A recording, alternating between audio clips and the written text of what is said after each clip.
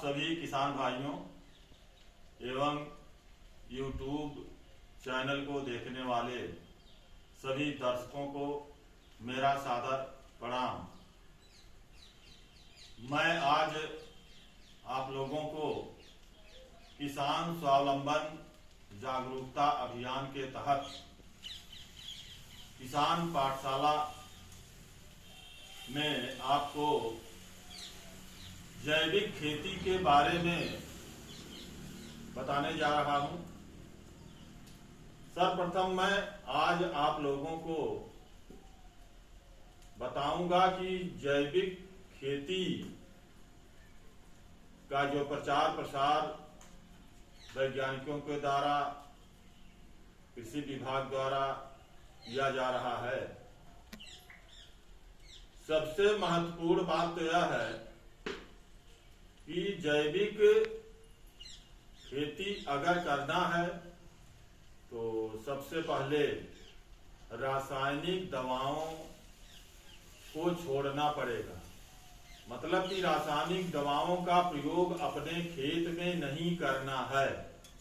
अगर रासायनिक दवाओं का प्रयोग अपने खेत में नहीं करेंगे तो उससे जो रासायनिक दवाओं से तमाम प्रकार की बीमारियां होती हैं हमारे शरीर में, खाद्यान्न के द्वारा, तिलहन दलहन के द्वारा, फल फूल मसाला के द्वारा जो रासायनिक दवाएं हमारे शरीर में जाती हैं, उन दवाओं से निजात हम कैसे पावें कि हमें रासायनिक दवा का प्रयोग न करना पड़े और रासायनिक दवा के स्थान पर कौन सी ऐसी दवाई का प्रयोग किया जाए फसलों में जिससे हमारे कीड़ों का, रोगों का, फफूंद का, गुर्चा रोग का, इन सब का नियंत्रण हो सके। आज उसी के परिप्रेक्ष्य में मैं आप सभी किसान भाइयों को बताने जा रहा हूं कि मैंने एक जैविक दवा बनाया है। उस जैविक दवा का नाम मैंने रखा है फसलामृत। और उस जैविक दवा में कौन कौन सी सामग्री पड़ती है और उसकी बनाने की विधि क्या है और उसके छिड़काव की विधि क्या है, मैं सब विस्तार से आप लोगों को बताने चल रहा हूं। सबसे पहले उसमें करना यह है कि जो सामग्री है उस सामग्री को नोट कर लीजिए। नंबर 1, देसी गाय। देसी गाय का मतलब हो गया थारपारकर गाय। थारपारकर गाय का मट्ठा 2 लीटर लीजिए और उसके बाद देसी गाय अर्थात थारपारकर का 100 मिलीग्राम मूत्र लीजिए। नंबर 3, घर की हल्दी का पाउडर 100 ग्राम। और उसके बाद नंबर 4 है महुआ का फूल। जो महुआ हम लोग बीन करके और उसके बाद सुखा करके घर पर रखते हैं, वही महुआ 100 ग्राम। और उसके बाद गुड़, जिसको भेली भी कहते हैं, वह गुड़ 100 ग्राम। और उसके बाद नीम का तेल 100 मिलीग्राम। उसके बाद जो खैनी है, जिसको तंबाकू कहा जाता है, उसका चूड़, तंबाकू का चूड़ 25 ग्राम, लहसुन 25 ग्राम और मिर्चा का चूड़, लाल मिर्चा का जो पाउडर होता है 25 ग्राम।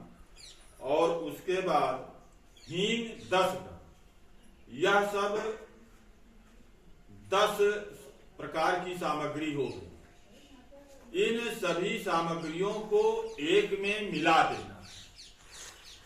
अब एक में मिला करके एक लोहे के बर्तन में उसको रख देना है। लोहे के बर्तन में रख करके 24 घंटे ढक करके रखिए। उसके बाद जब 25वां घंटा लग जाए तब उसको निकालिए उसमें से, और फिर उसको इतना मसलिए या मथानी से मथ डालिए कि सब एकदम पूरा रस बन जाए, जिसको शरबत कहते हैं, शरबत नुमा बन जाए। और उसको फिर क्या करना है कि जब वह रस बन जाए तब उसको फिर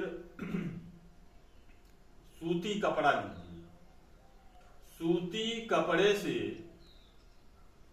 उसकी छनाई कीजिए 3 बार। जब 3 बार छनाई करेंगे तो उसका रस जो निकलेगा एकदम बढ़िया साफ और क्लीन रस निकलेगा। तब क्या होगा कि जब वह साफ रहेगा तब जब आप टंकी में डाल करके छिड़काव करेंगे तो नाजिल में फंसेगा। तो उसमें उसी रस में से 10 यमल लीजिए और 1 लीटर पानी में मिलाइए। 1 लीटर पानी में 10 यमल मिला करके और उसके बाद सभी फसलों पर छिड़काव करना है, चाहे खाद्यान्न हो, धान, गेहूं, गन्ना, तिलहन, दलहन, सब्जी, मसाला, फल फूल, जो भी फसल है सभी फसलों पर छिड़काव करना है। और छिड़काव कब कब करना है? छिड़काव करना है हर तीसरे रविवार। तीसरे रविवार को क्यों करना है? तीसरे रविवार को इसलिए बता रहे हैं क्योंकि कुछ लोग बिजनेस करते हैं, कुछ लोग नौकरी करते हैं और खेती बाड़ी और साग सब्जी का भी काम करते हैं। तो रविवार को सब लोगों की छुट्टी रहती है और रविवार को इसीलिए मैं बता रहा हूं कि रविवार को सब लोग छिड़काव करें हर तीसरे रविवार। तो आपके फसल में अगर किसी भी प्रकार का रोग होगा तो उसका नियंत्रण हो जाएगा, रोग लगेगा ही नहीं। अगर किसी प्रकार के फफूंद के आने की संभावना है तो वह फफूंद भी नहीं लगेगी। और उसके बाद मान लीजिए अगर कोई कीड़ा आपके फसल पर अटैक करने वाला है तो वह कीड़ा भी आपके फसल पर अटैक नहीं करेगा। और यही नहीं, मिर्चा में और टमाटर में गुरचा रोग लगता है, वह पत्तियां सिकुड़ जाती हैं।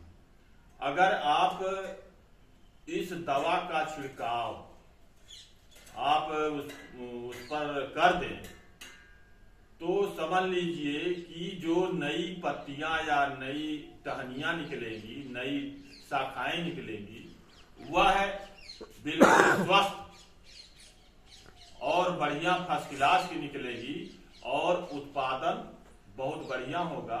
मैंने इसको मिर्चा, टमाटर और बैगन के पौधों पर इसका छिड़काव करके ट्रायल किया है और इसका रिजल्ट बहुत ही बढ़िया रहा। और इन दवाएं जो मैंने बनाया है दवा, इस दवा से आप बीज का शोधन भी, किसी भी प्रकार का भी, धान, गेहूं, सब्जी, मसाला, किसी भी प्रकार के बीज का शोधन भी आप कर सकते हैं। और जब बीज का शोधन कर देंगे तो बीज के ऊपर जो फफूंद लगे रहते हैं वह फफूंद नहीं लगेंगे, वह समाप्त हो जाएंगे और बीज का जमाव भी बहुत बढ़िया होगा। इसीलिए मैंने इसका नाम फसलामृत रखा है, फसल का अमृत, कि सारे प्रकार के रोग, कीट, व्याधि, फफूंद, बीज शोधन, गुरचा रोग, इन सब पर नियंत्रण करने वाला यह फसलामृत है।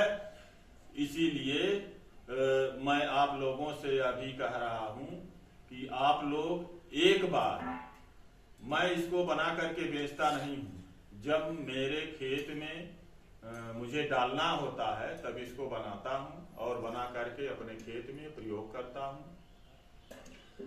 आप लोग भी इसको बनाइए और अपने अपने खेत में इसको जो है प्रयोग कीजिए और इसका लाभ लीजिए।